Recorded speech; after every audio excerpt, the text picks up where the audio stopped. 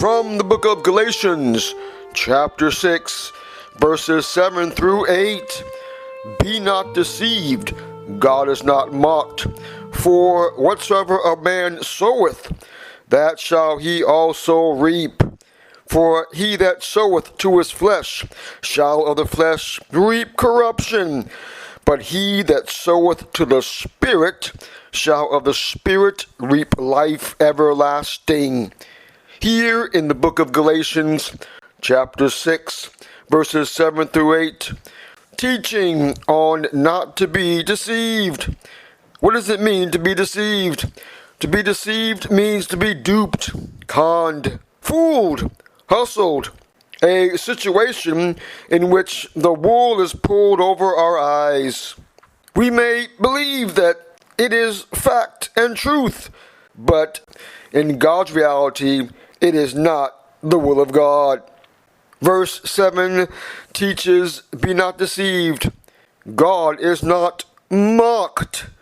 No one will on the last day be able to shake their spiritual fist at God and say, ha ha, I got over on the Lord. I lived with a girlfriend or a boyfriend in fornication for years and still made it to heaven. No one will be able to shake their spiritual fist at God and say, ha ha, I was a drug addict and a drunkard for many years and still made it to heaven. No one will be able to shake their spiritual fist at God and say, ha ha, I accumulated wealth by taking advantage of others and still made it to heaven. Verse 7, be not deceived, God is not mocked. Why? For whatsoever a man soweth, that shall he also reap. Farmers sow seeds, and in the appropriate season, there's a harvest, there's a reaping. Individuals that sow hate will reap hate. Individuals that sow lust will reap lust.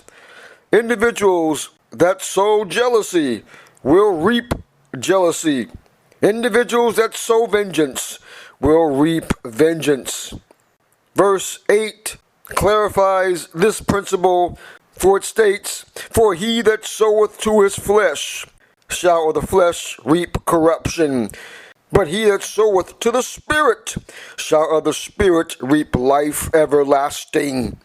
Individuals that choose to live according to the dictates and appetites of the flesh shall begin to live a life emulating the works of the flesh, as outlined in chapter 5 of Galatians, living in adultery, fornication, living in idolatry, living in jealousies, living in wrath, murders and revelings, a lifestyle of sinful, fleshly behavior.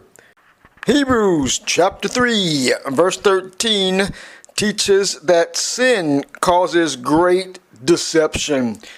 Individuals that continue to live a life of sinful behavior will become even more and more deceived.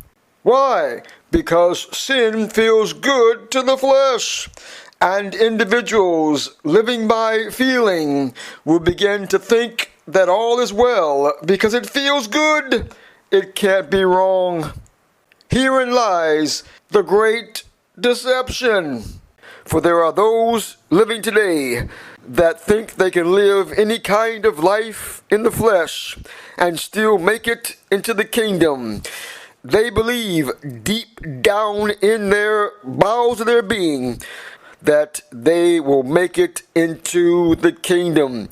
They are deceived. They are living by feelings. If it feels good, it must be okay. How can it be wrong if it feels so right?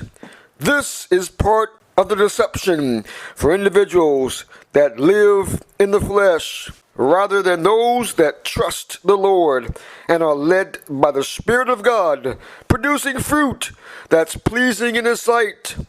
Fruit of the Spirit that's outlined in the book of Galatians chapter 5, verses 22 and 23. Here in Galatians chapter 6, verses 7 through 8. Teaching on not to be deceived. Jesus states in Matthew chapter 7, verse 20, "Ye shall know them by their fruits." Thank you for listening to the teaching ministry of Life Changing Ministries International with Dr. E.K.D. Quick.